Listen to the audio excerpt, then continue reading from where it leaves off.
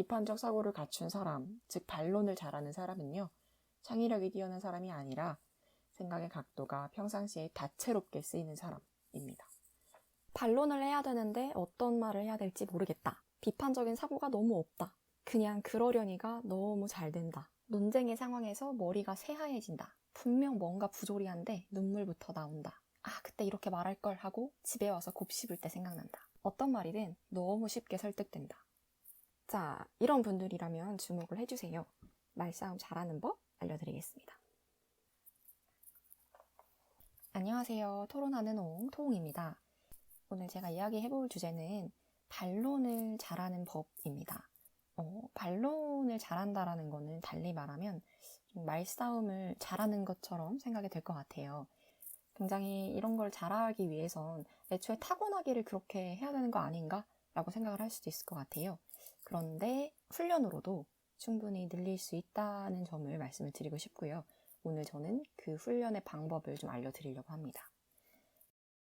자, 먼저 반론을 잘하시는 분들을 보면 한 사안에 대해서 살펴볼 수 있는 각도를 여러 개 갖고 계십니다.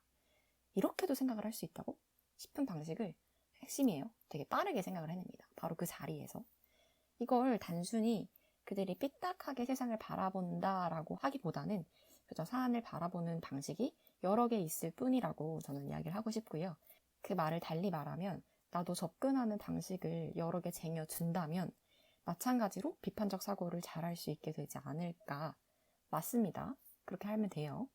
마치 우리 뜨개질을 할 때 A라는 방식을 처음에 고수할 당시에는 B랑 C라는 방식을 생각해내기가 어렵죠. 배우지 않았으니까. 근데 이제 B, C를 접하고 나서 충분한 횟수로 노출이 되다 보면 나중에는 상황에 따라서 자유자재로 여러 방식을 꺼내 쓸 수 있게 되는 것과 유사합니다. 본격적으로 들어가기 전에 먼저 질문부터 드리겠습니다. 제가 하나의 논증을 들려드릴 텐데 이 논증을 한번 반론을 해보세요. 영상을 잠깐 멈추고 말에서 내가 어떤 반론거리를 생각해낼 수 있는지 머리를 굴려보는 겁니다. 참고로 논증이란 논리적인 증명, 그냥 논리적인 말, 달리 말하면 결론과 근거가 있는 말이라고 생각하시면 될 것 같습니다. 자, 들어갈게요. 홍길동의 행동은 옳다. 왜냐하면 결국 백성을 이롭게 했기 때문이다. 자, 이 논증 이제 한번 반박을 해보는 거고요. 잠시 영상 멈추고 시작하겠습니다. 네, 좋아요. 여러분 다들 생각을 해보셨죠? 지금부터는 제가 생각한 반론을 몇 가지 말해볼 거고요. 이와 얼마나 비슷한지 한번 느껴보실게요. 백성을 이롭게 하긴 했지만 방법이 잘못됐기에 옳지 못하다. 백성을 이롭게 했다고 할 수 있나? 당장의 배고픔은 해결했을지 몰라도 장기적으로 봤을 땐 아무 문제도 해결되지 않았다. 이롭게 했다고 무조건 옳은 건가? 옳은 것과 이로운 것은 엄연히 다른 것 아닐까?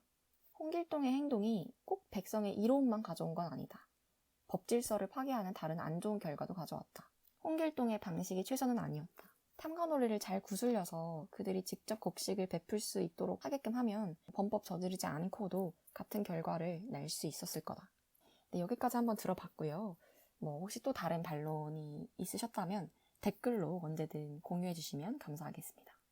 첫 번째, 백성을 이롭게 하긴 했지만 방법이 잘못됐기에 옳지 못하다. 네, 이거는 결과가 아무리 좋아도 절차에 문제가 있었기 때문에 옳지 못하다라고 논증하는 절차와 결과 대조 반론 방식입니다. 두 번째는 백성을 이롭게 했다고 할 수 있는가? 당장의 배고픔은 해결해 줬을지 몰라도 장기적으로 봤을 때 아무 문제도 해결되지 못했다. 요거는 시간의 변화에 따라서 말이 달라진다. 항상 그런 건 아니다. 라고 이야기하는 변동성 반론입니다. 다음 세 번째는 이롭게 했다고 무조건 옳다고 할 수 있는가? 옳은 것과 이로운 건 엄연히 다른 것 아닌가? 요거는 상대방의 전제를 공격하는 거예요. 상대는 옳다는 것은 이롭게 하는 것이다 라는 전제를 갖고 있는데 그 부분에 딴지를 거는 거예요. 이건 전제 반론이라고 하고요. 이걸 하기 위해선 상대가 어떤 전제를 갖고 있는지 찾을 수 있는 추가적인 능력이 필요합니다. 다음으로 홍길동의 행동이 꼭 백성의 이로움만 가져온 건 아니다. 법질서를 파괴하는 다른 안 좋은 결과도 가져왔다. 네, 요거는 홍길동의 행동이 이로움뿐만 아니라 다른 결과도 갖고 왔다라고 하는 인과관계 반론입니다. 어떤 원인이 하나의 결과만 가져오는 게 아니다. 여러 가지 결과를 다 가지고 왔다. 혹은 이 결과를 초래한 원인이 이거 하나만 있는 게 아니다. 여러 가지 원인이 있다. 라고 말을 하면서 반론을 하는 거예요. 마지막입니다. 홍길동의 방식이 최선은 아니었다. 탄관오리를 잘 구슬려서 그들이 직접 곡식을 베풀 수 있도록 하는 등의 어떤 실제로 범법을 저지르지 않고 비슷한 결과를 내는 다른 방식도 있었을 거다 라고 이야기를 하는 네 말이 최선은 아니야 반론입니다. 네, 정리를 하면 대안 반론이고요. 당신의 말한 거 외에 더 나은 대안이 있다라고 이야기를 하는 반론들입니다. 네, 지금까지 반론 테크닉을 좀 6개 다뤄봤는데요. 들으면서 굉장히 익숙하다는 느낌을 많이 받으셨을 것 같아요. 우리가 흔히 생각하는 방식이잖아요. 제가 뭐 엄청 특별한 아이디어를 날려드렸다기보다는 기존에 생각해 볼 수 있을 법한 각도였다는 거죠. 그만큼이나 비판적 사고가 별게 없습니다. 유연한 분위기에서 깊이 있게 고민을 하면 닿을 수 있는 생각들을 그냥 조금 더 빨리 용이하게 할 수 있는지가 관건이었던 것 같아요.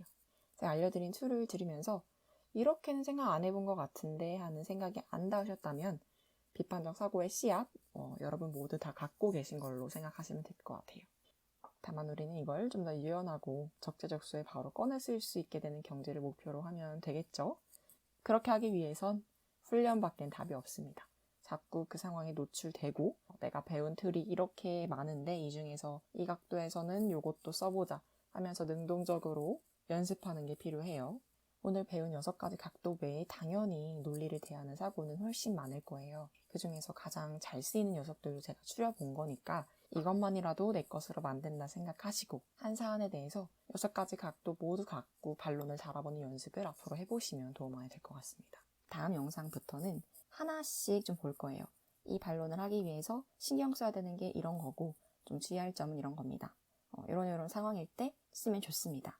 하는 것들을 알려드릴 거예요. 네, 그래서 이번 영상이 도움이 되었고 더 자세히 알고 싶다면 다음에 올라오는 영상들도 꼭 지켜봐 주세요. 자, 그럼 오늘까지 할게요. 도움이었습니다.